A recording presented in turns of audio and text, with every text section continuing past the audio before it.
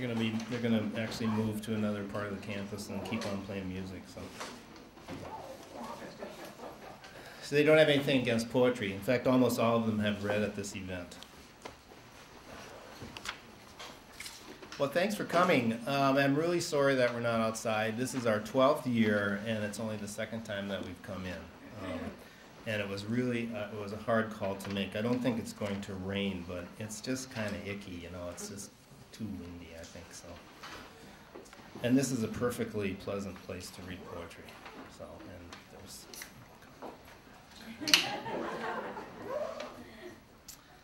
We started this event. Well, see, I want to thank Julie Kimlinger too for once again arranging a list of readers. She works all year long to compile a list of readers, and over the years now, in 12 years, I counted about 112 people from all walks of life at St. Thomas who have done what some of you are going to do today, get up and read their favorite poem. And that's really pretty spectacular, and it's not easy to find people to do this. The favorite time for people to read is next year, we find.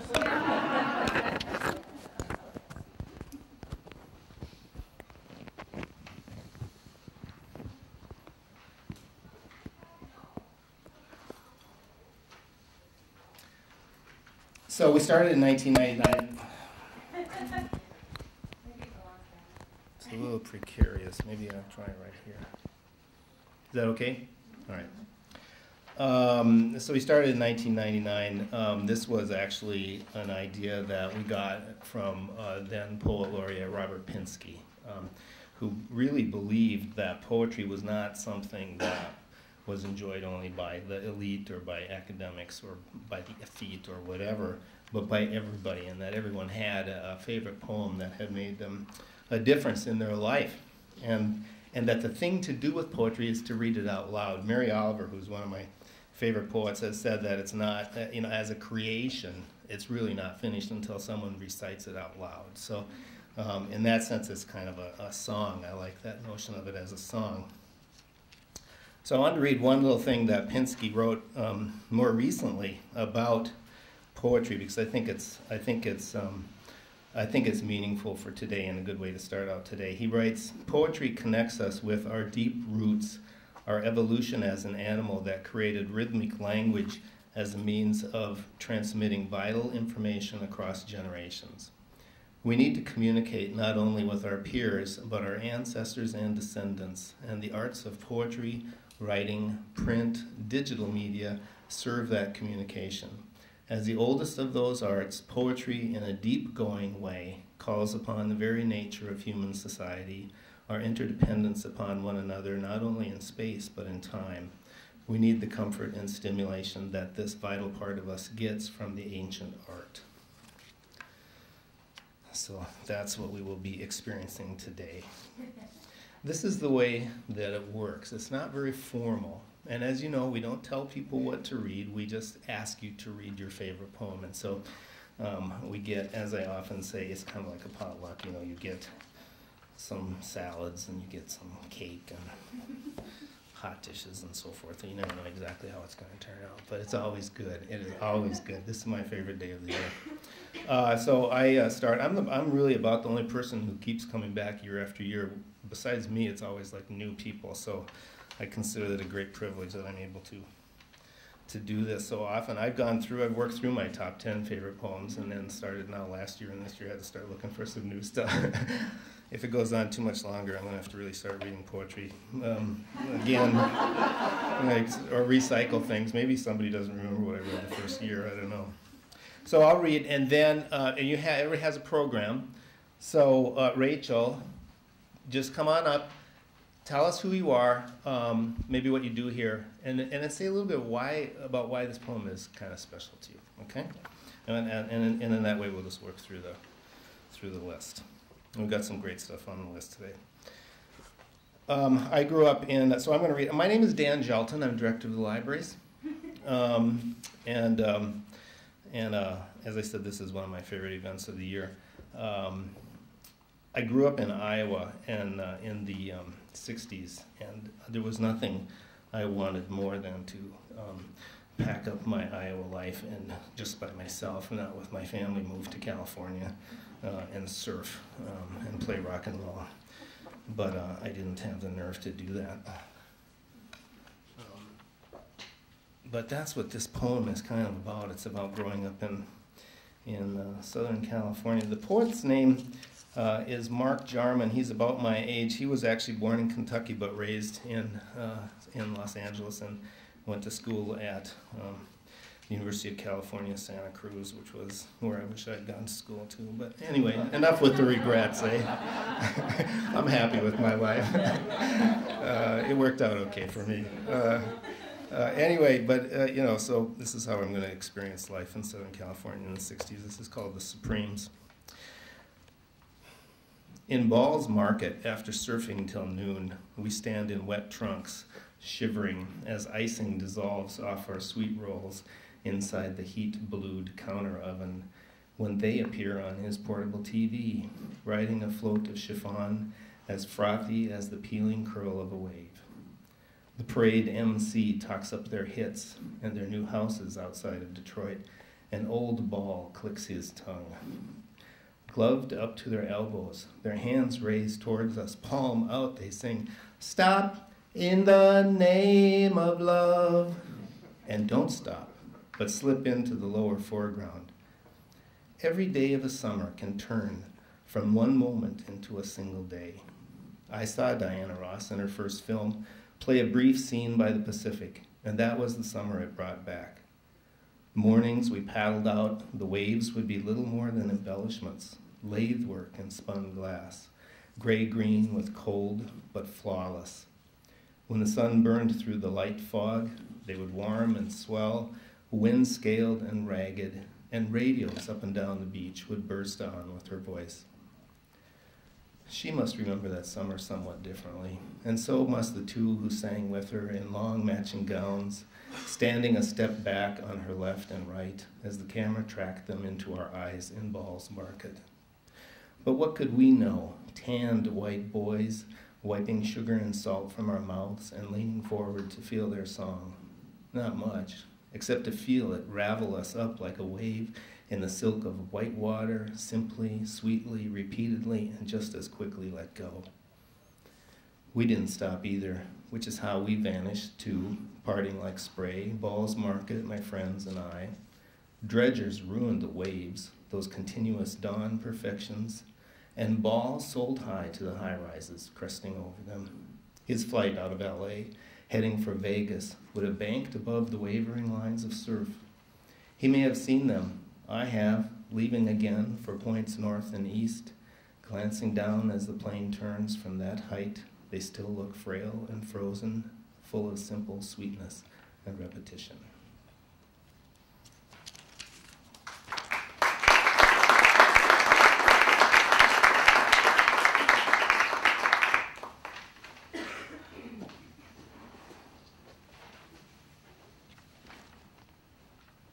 Thanks. Well, Dan, at least there's Great Lakes in Minnesota, so maybe not quite a beach or an ocean, but beaches. My name is Rachel Wobschall. I'm the Executive Director of Alumni and Constituent Relations, and I read that I was supposed to pick 2 or 3, so I picked 3. And it so happens that I have met each of these the poets that I'm going to read their work. And the reason that I've selected these 3 are 2. I've been really taken this year with the transition from winter to spring, yay, spring, and also kind of a theme that you'll also see in this is kind of from sleep to awakening, so that kind of follows a trend. And then finally, one of the things I've been really focused on is blessing. Practicing blessing and doing blessing. So 2 of these are actual blessings. The first one is Sweet Darkness. When your eyes are tired, the world is tired also. When your vision has gone, no part of the world can find you. Time to go into the dark, where the night has eyes to recognize its own. There you can be sure you are not beyond love. The dark will be a womb tonight. The night will give you a horizon further than you can see. You must learn one thing. the world was made to be free in. Give up all other worlds except the one to which you belong. Sometimes it takes the darkness and the sweet confinement of your aloneness to learn. Anything or anyone that does not bring you alive is too small for you.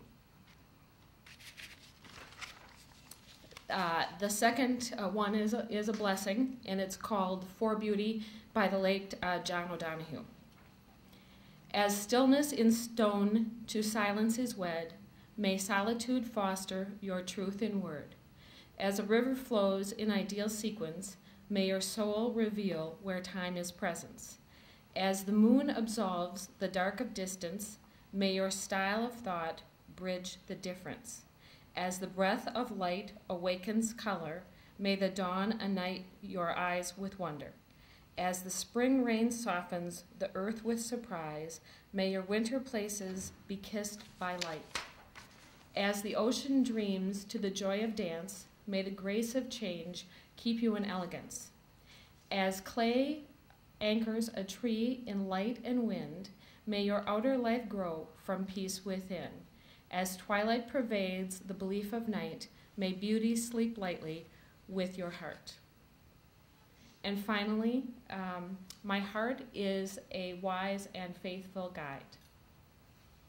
I bless the wisdom of my loving heart. Love is a form of listening. I listen with a loving heart. I listen to the love within my heart, and I hear the love in the hearts of others. My heart guides me tenderly and truly. I find ways through the wilderness. My heart finds paths through the desert. My heart is valiant and wise. My heart senses the truth and offers compassion in times of conflict. My heart has patience. My heart has humility. It is fully human and fully divine. As I listen to my heart, I am able to love humanly with divine wisdom. I am wiser than I know. I am kinder than I believe. I am loving and compassionate to others and myself. My heart holds the world in tender awe.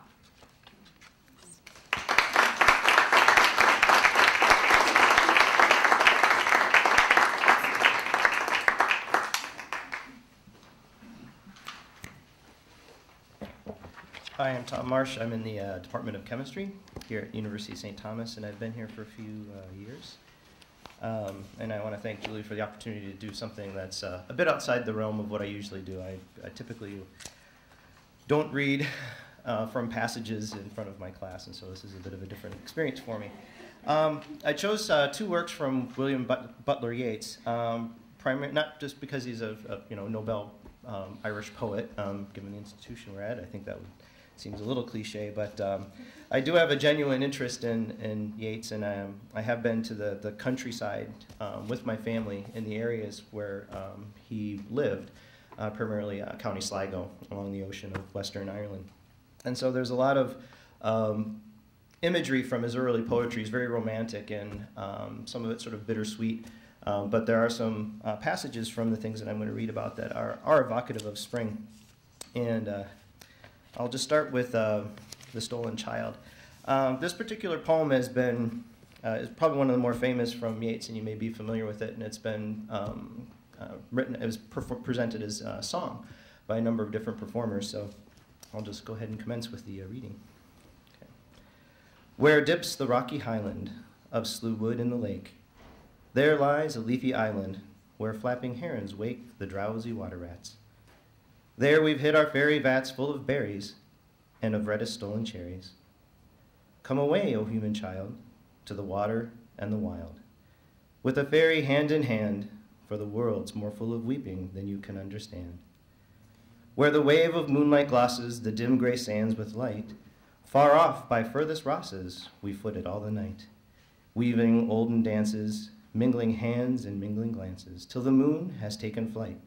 To and fro we leap and chase the frothy bubbles, while the world is full of troubles and is anxious in its sleep. Come away, O human child, to the waters and the wild, with a fairy hand in hand, for the world's more full of weeping than you can understand.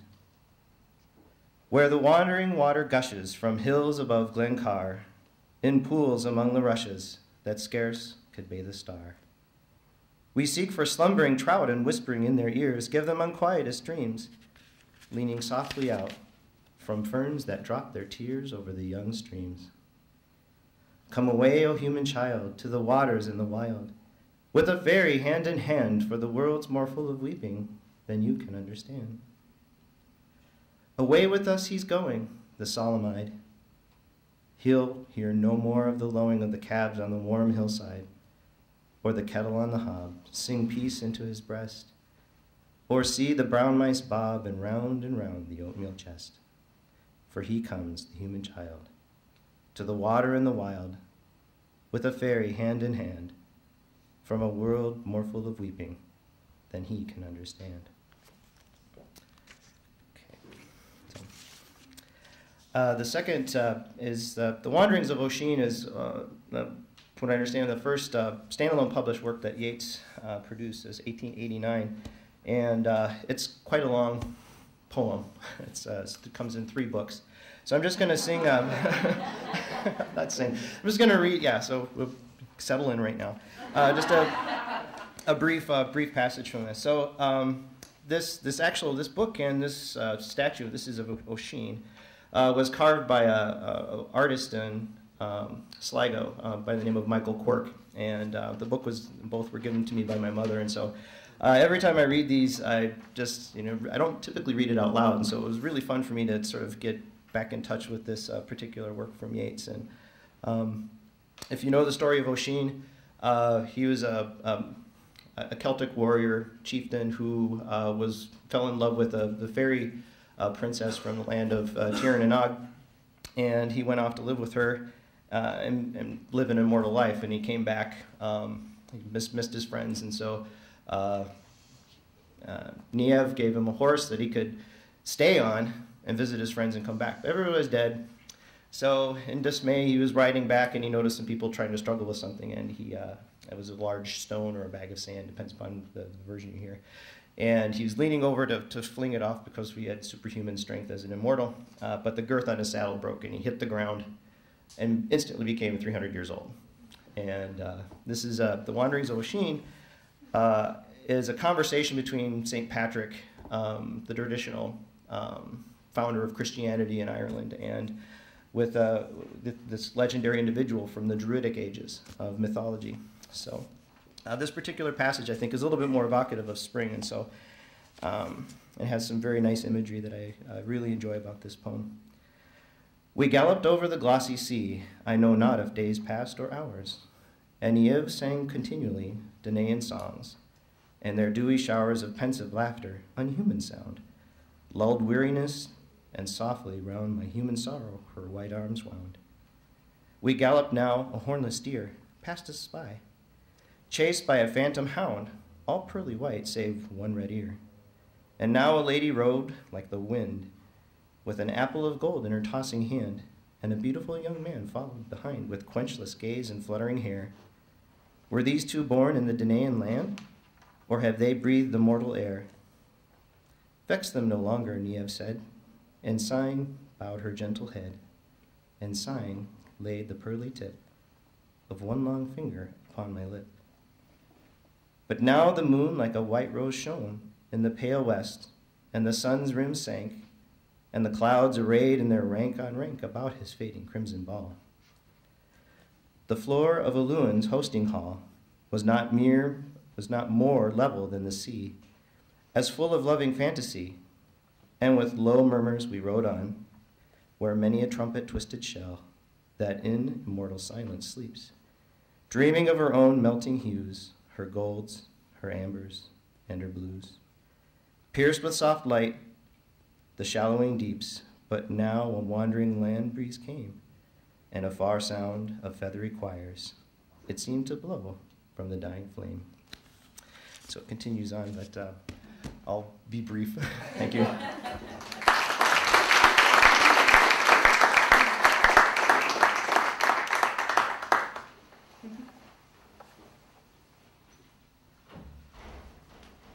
Now I'll sound great.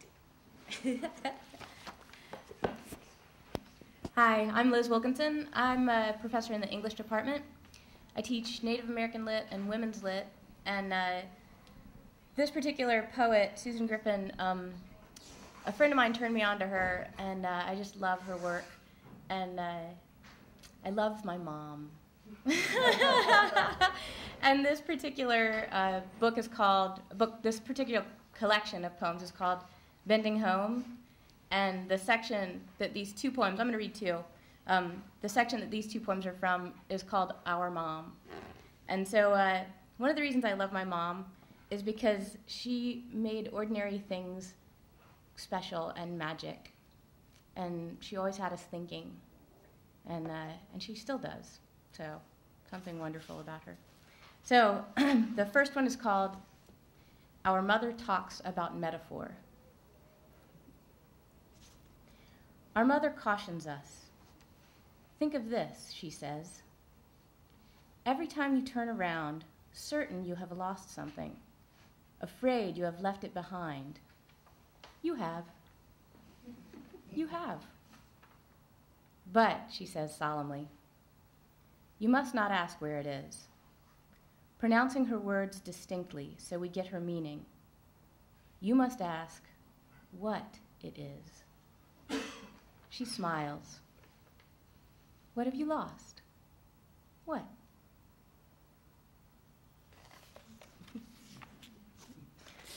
And then the second one is called Pot of Tea. Our mother makes a pot of tea. Watch this, she says. It is a love affair. When the leaves and the water meet, they see something in each other. They become alike. She holds the teacup close to our noses. A wet heat rises up in the air and touches us.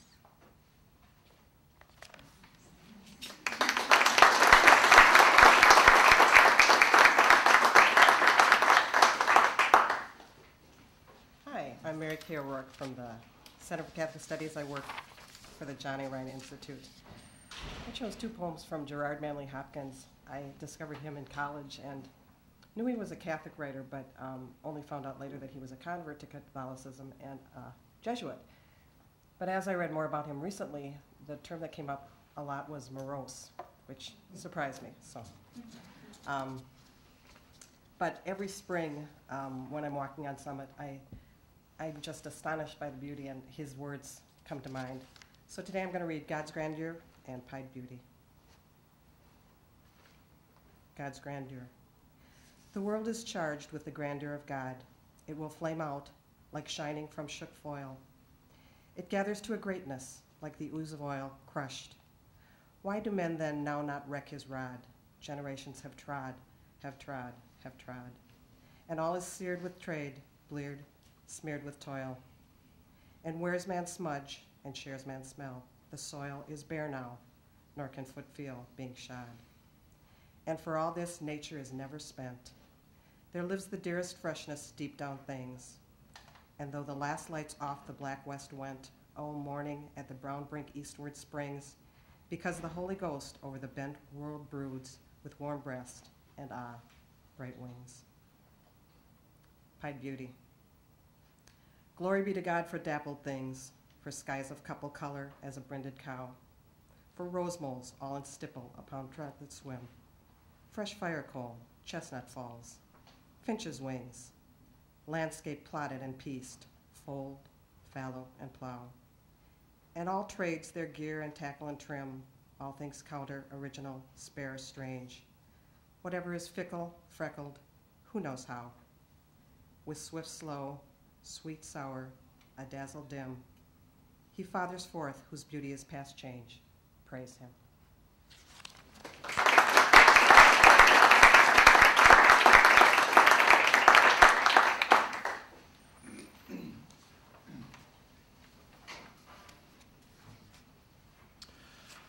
I'm Martin Warren from the English department, and just like to thank Dan for what he was saying earlier, that quotation he used about how poetry should be read out loud, how it should be performed.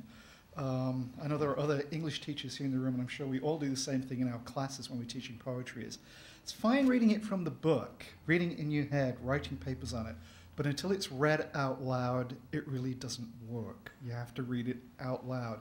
Then it starts to really come to life. So thank you very much for bringing that up, because poetry should be performed. It should be read out loud. Choosing a favorite poem is impossible. I've got so many poems that I like. And eventually today I settled on one poem from Seamus Heaney. There were two, in fact, that I was thinking of. One was Weighing In, which I really like, since that's talking about how we try to balance things in terms of argument, but there are times when you just have to go for it, go for the jugular and win. But I decided, well, I'm not going to do that. I'll do something a little bit different. So I chose this one called St. Kevin and the Blackbird. In terms of being a member of the English department, I'm a medievalist, and that's my main concentration, as much as I teach other things like science fiction and so on. So for me, all kinds of things that are medieval kind of get my eye. And you will see in various medieval texts illustrations of famous stories of saints. And one illustration is of St. Kevin and the Blackbird. It appears in numerous places. And it refers to this saint story. St. Kevin was praying, and during his prayer with his arms held out, the blackbird comes, gets on his hand, and starts to build a nest. And then she lays the eggs. And he's still perhaps praying with his hand held out, and he just stays there until the eggs are hatched, the babies are fledged, and everybody's flown away. On the surface, it sounds like kind of a typically sweet saint's tale. Something that sounds good, but what does it really have to teach? And what I like about Heaney's rendering of that painting in terms of his poem is it really gets us to think. And for me, this poem really gets me to think. One of the things that, as we come to the end of this academic year, it just seems like I've been running more than ever. I feel more tired than ever, and it's like, was I doing more? I really don't know. And there's that sense of wanting to grasp onto life. It's like, how do I get to live life in the middle of all this business and all these different things that get my attention and that I have to respond to, because that's the job, that's life. And in this poem, what Heaney is possibly doing, I won't push an explanation on you, an interpretation on you, what he seems to be doing is having us think about how we can be in the moment and be committed to being in the moment, and how being committed to that being in the moment draws us into all kinds of things we don't expect. So Kevin was praying, but I'm sure he never expected to get what he got when a blackbird landed on his hand and he let it stay there till everybody was grown up and was ready to leave the nest.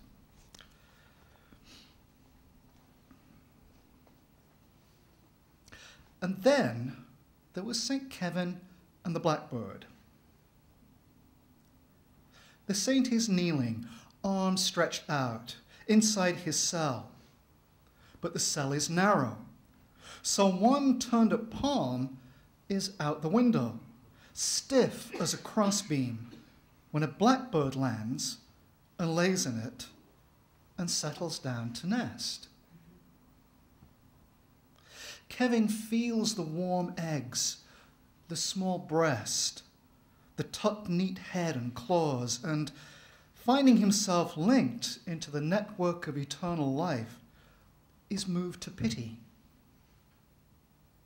Now he must hold his hand like a branch out in the sun and rain for weeks until the young are hatched and fledged and flown. And since the whole thing's imagined anyhow, imagine being Kevin. Which is he? Self-forgetful? or in agony all the time, from the neck on out, down through his hurting forearms? Are his fingers sleeping? Does he still feel his knees? Or has the shut-eyed blank of under-earth crept up through him? Is there distance in his head? Alone and mirrored clear in love's deep river, to labor and not to seek reward, he prays. A prayer his body makes entirely, for he has forgotten self, forgotten bird, and on the riverbank, forgotten the river's name.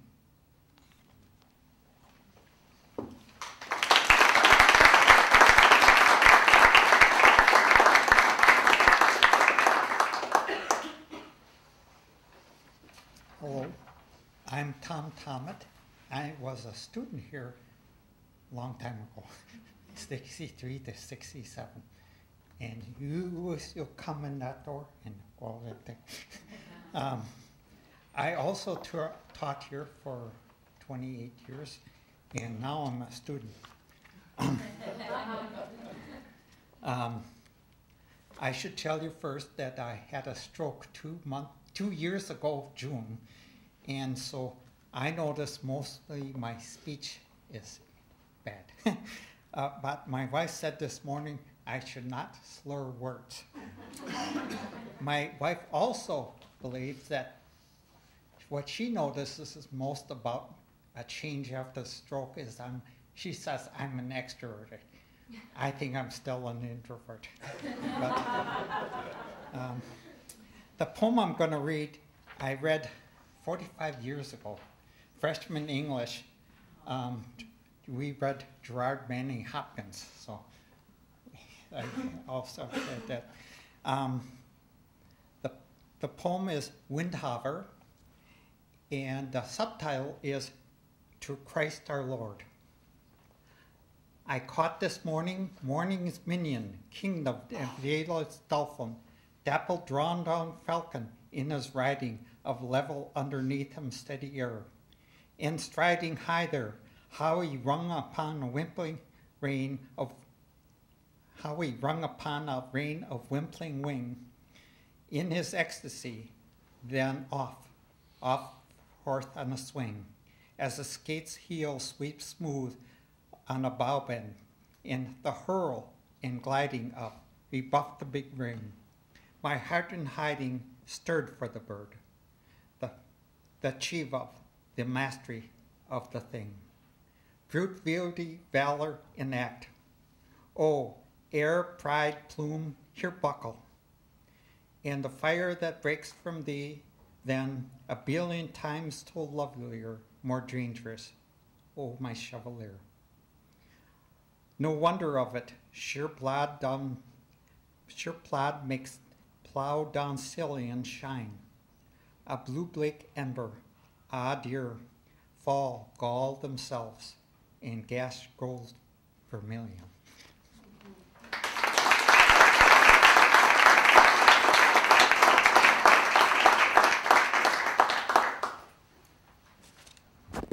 Good afternoon, I'm Brady Narloch. I am a finance and economics major here at St. Thomas, and I doubt many of you in the audience here are involved in either of those departments, but all the same, I'm happy to be here, and I think it's certainly too bad that more of my classmates in those areas don't have a tangible appreciation for poetry. I have two poems. The first one is by my favorite artist or poet, you could maybe even call him as Bob Dylan. And I credit him to a certain extent with exposing me to poetry. And then my second one is by, and I probably butcher his name, but the German poet Goethe. When it comes to the first one, Who Killed Davey Moore, I'm the sort of person who likes to leave the interpretation to works to the viewer or the reader or the listener in this case. But I'll just say I think this one's about responsibility and our willingness to sometimes explain it away or our tendency to do that. Who killed Davey Moore? Who killed Davey Moore? Why and what's the reason for? Not I, says the referee. Don't point your finger at me. I could have stopped it in the eighth and maybe kept him from his fate. But the crowd would have booed, I'm sure, at not getting their money's worth. It's too bad that he had to go, but there was pressure on me too, you know. It wasn't me that made him fall. No, you can't blame me at all. Who killed Davey Moore? Why and what's the reason for? Not us, says the angry crowd, whose screams filled the arena loud. It's too bad that he died that night, but we just like to see a fight. We didn't mean for him to meet his death. We just meant to see some sweat, and there ain't nothing wrong in that. It wasn't us that made him fall. No, you can't blame us at all. Who killed Davey Moore? Why and what's the reason for? Not me, says his manager, puffing on a big cigar. It's hard to say, it's hard to tell. I always thought that he was well. It's too bad for his wife and kids. He's dead, but if he was sick, he should have said. It wasn't me that made him fall. No, you can't blame me at all. Who killed Davey Moore? Why and what's the reason for? Not me, says the gambling man, with his ticket stub still in his hand.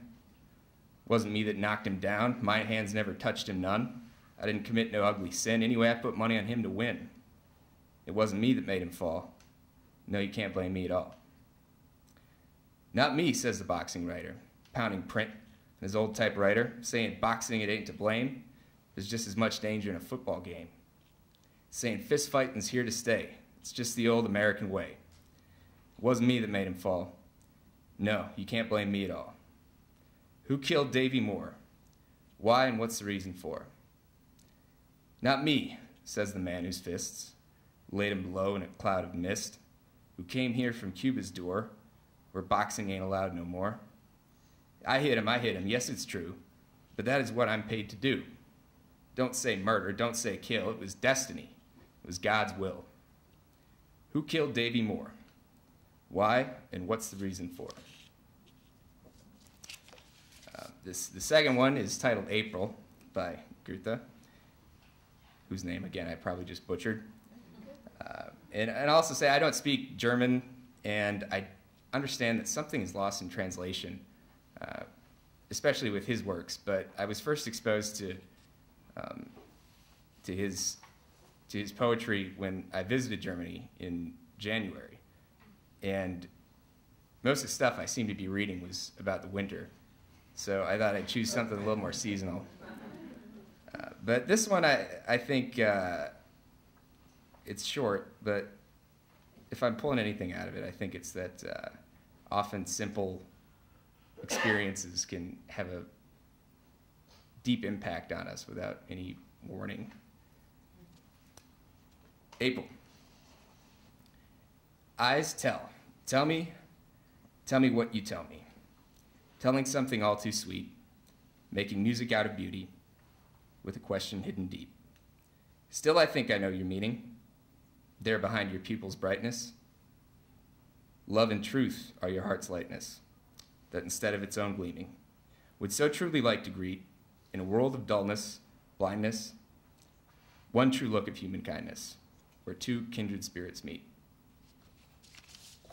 Thanks again.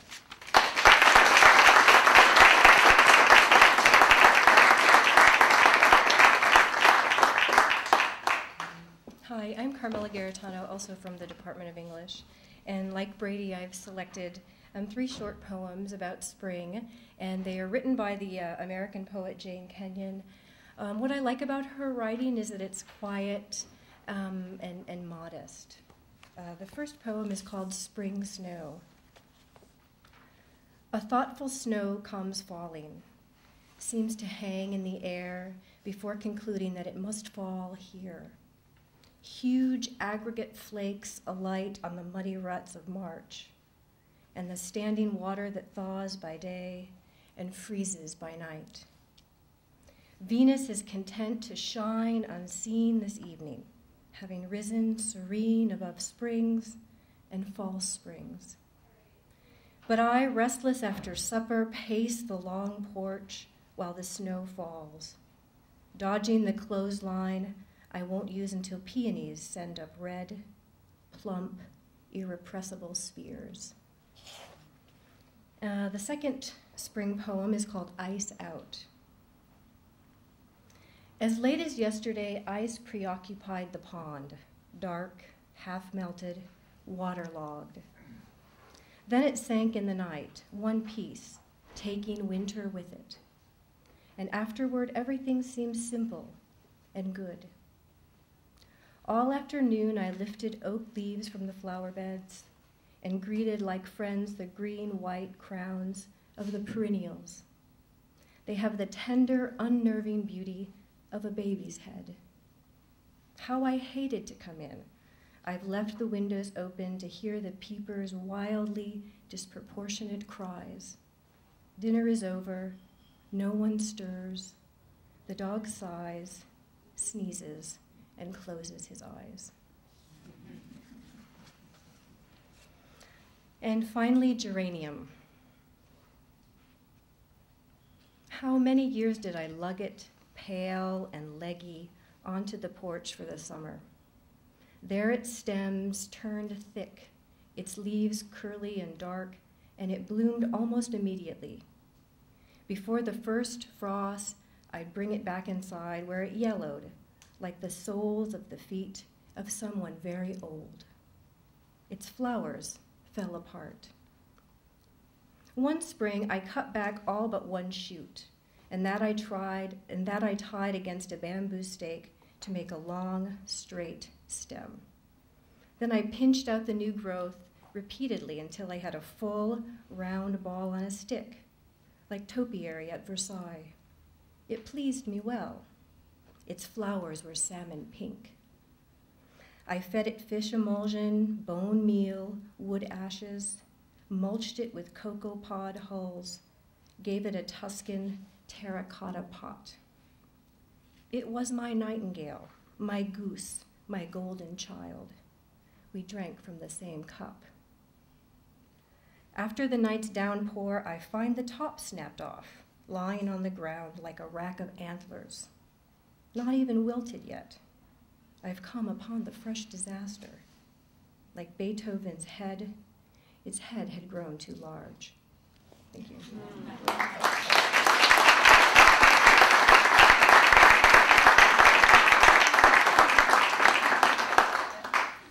How nice to end with Jane Kenyon. There's some kind of magic that goes, that works on this event. I don't know what it is. Every year I say to Julie, that was the best. We're never going to top that. And that's the way I feel today, again. So thank you all, the readers and the rest of you who came to listen. Please have a cookie and some refreshments. And if you are inclined, buy a cup of coffee out there at the library's coffee shop. That would be nice, too. Thank you all so much.